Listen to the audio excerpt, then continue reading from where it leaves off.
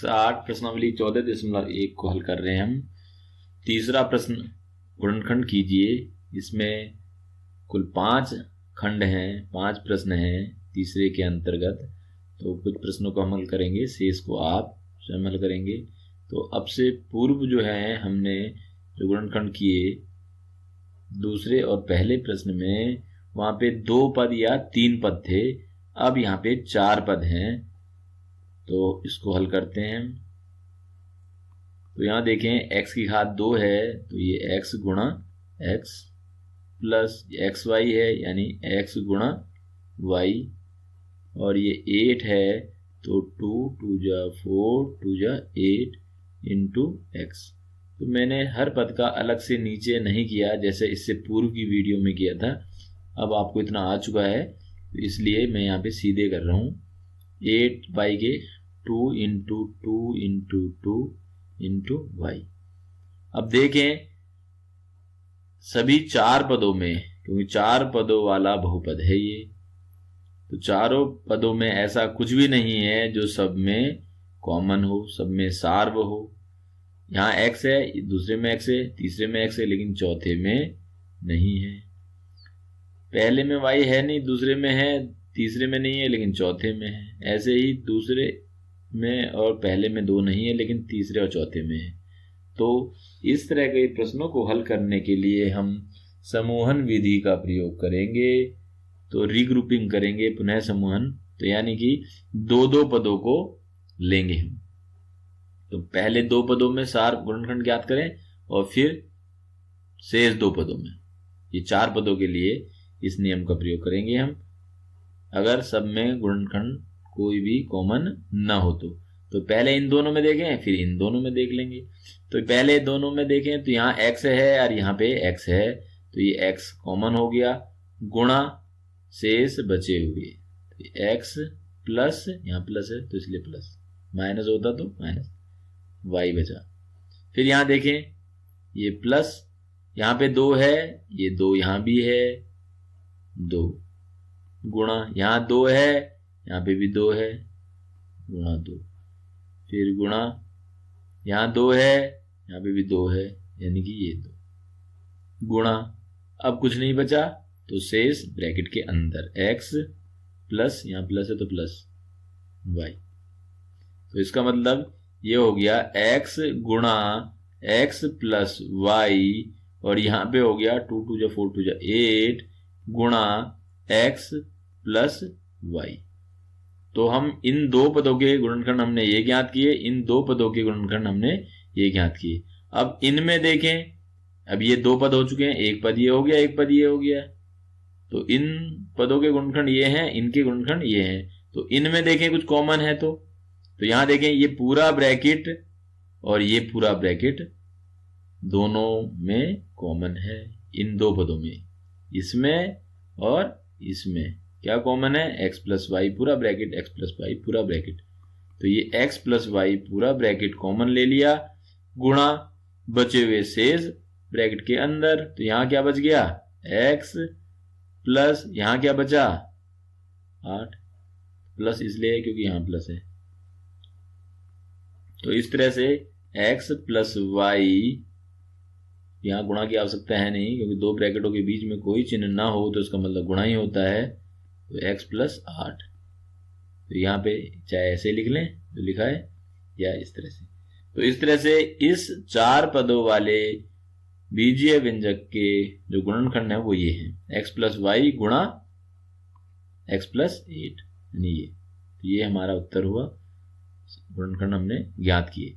इसी तरह से यहाँ पे भी देखें, यहाँ पे भी 4 पद हैं और इनमें गुणनखंड करते हैं। तो यहाँ 15 के 3 गुणा 5 गुणा x गुणा y, माइनस 2 गुणा 3 गुणा x 6 है, प्लस 5 गुणा y और माइनस 2। तो यहाँ पे 2 गुणा 1 लिखेंगे, ये इसलिए क्योंकि किसी को भी गुणनखंड रूप में, किसी अंक को गुणनखंड रूप में लिखना है तो उसका 1 तो गुणनखंड होता ही होता है। तो 2 गुणा 1, तो अब देखें यहाँ पे सारे में कोई भी कॉमन नहीं है, तो यहाँ भी ग्रुपिंग करेंगे। एक ग्रुप ये बना लिया 2 का और एक ग्रुप ये बना लिया। तो यहाँ देखें, इसमें देखें यहाँ पे 3 है, यहाँ 3 है, 3 गुणा यहाँ पे x है, यहाँ भी x है, गुणा x गुणा, अब कुछ नहीं है तो गुणा करके शेष ब्रैकेट के अंदर, तो 5y यहाँ बच गया -2। यहाँ देखें ये प्लस है। अब यहाँ देखें यहाँ पे यार, यहाँ पे कोई नहीं दिखाई दे रहा, तो यहाँ 5 गुणा y गुणा 1 लिखा जा सकता है। क्यों? क्योंकि 1 किसी भी संख्या का गुणनखंड होता ही है, तो 5y का एक गुणनखंड 1 है ही, यानी कि हम 3 को लिख सकते हैं 3 गुणा 1, y को लिख सकते हैं y गुणा 1। तो यहाँ पे 1 जो है दोनों जगह क्या है, कॉमन है, तो यहाँ पे लिखा जाएगा 1। तो आप गुणनखंड करते समय ध्यान रखेंगे, जब आपको कुछ भी गुणनखंड कॉमन नहीं दिखाई दे रहा है तो 1, लेकिन वो इस तरह से नहीं करना, इन चारों में आप कहें कि 1 गुण कॉमन हो गया। तो यहाँ पे सिर्फ 2-2 के लिए, जब 2 बहुपद आपको दिए हुए हैं, 2 पद वाला बहुपद दिया है, तो उन दोनों पदों में अगर कुछ भी कॉमन नहीं है तो 1 गुणा के रूप में दिखाएंगे और इसको कॉमन लेंगे। तो यहाँ पे मैंने गुणा 1 किया, 1 कॉमन है, तो गुणा करके शेष ब्रैकेट के अंदर, तो ये कितना हो गया 5y और यहाँ बच गया -2। तो अब इस 2 पदों के गुणनखंड ये हो गए हैं और इन 2 पदों के ये हो गए हैं।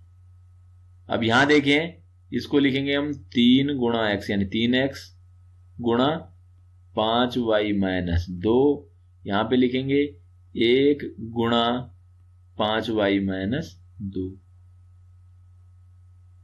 अब देखें यहाँ 3 गुणा ये है, यहाँ 1 गुणा ये है, तो ये पूरा ब्रैकेट दोनों जगह कॉमन है, सार्व है ये, तो ये सार्व गुणनखंड है। तो ये 5y -2 ये कॉमन लिया, गुणा यहाँ क्या बचा 3x और यहाँ क्या बचा प्लस ये है 1।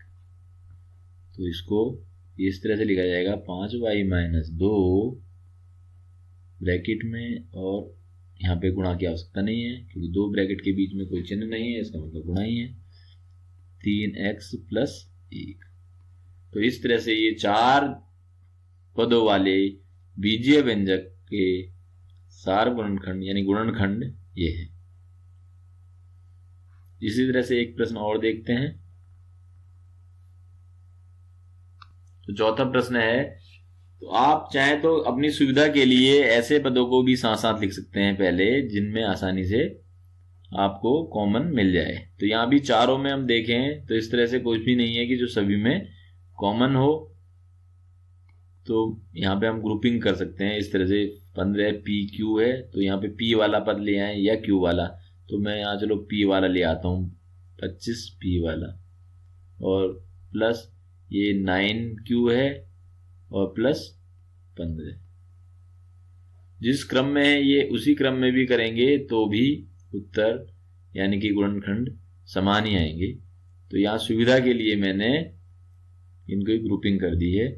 तो ये अब 2 पद में लें और दूसरे 2 पदों में, तो यहाँ 3 5 जा 15 इंटू P इंटू Q इसके गुणनखंड किए, 5 5 जा 25 इंटू P इसके, 9 में 3 3 जा 9 इंटू Q और 15 के 3 इंटू 5। अब इन दोनों में देखें तो 3 यहाँ पे है, यहाँ नहीं है, 5 यहाँ पे है, यहाँ 5 है, 5 गुणा P यहाँ पे है, P यहाँ भी है, गुणा P गुणा, अब कुछ नहीं है तो गुणा करके सारे ब्रैकेट में, गुणा सब ब्रैकेट में 3Q यहाँ पे बचा प्लस 5, यहाँ देखें प्लस 3 यहाँ पे है, 3 यहाँ पे है, 3 गुणा, अब और कुछ नहीं है तो गुणा करके बाकी ब्रैकेट में 3Q यहाँ पे है प्लस 5 यहाँ पे। अब देखें इसको हम ऐसे लिख सकते हैं 5P गुणा 3Q प्लस 5 और यहाँ पे 3 गुणा 3q प्लस 5। तो देख रहे हैं यहाँ पे ये गुणा 3q प्लस 5 और यहाँ 3 गुणा 3q प्लस 5, तो 3q प्लस 5 पूरा ब्रैकेट दोनों जगह है, तो ये कॉमन हो गया। 3q प्लस 5 ये कॉमन, गुणा बचा हुआ 5p, ये तो कॉमन हो गया है, प्लस बचा हुआ 3 यहाँ, तो इसको लिख सकते हैं हम 3q प्लस 5 ब्रैकेट में और दूसरे ब्रैकेट में 5p प्लस 3। तो दोनों ब्रैकेट के बीच में गुणा के चिन्ह लगाने की आवश्यकता नहीं है। तो इस तरह से इस 4 पदों वाले बीजीय व्यंजक का गुणनखंड ये है। तो शेष प्रश्नों को आप स्वयं हल करेंगे।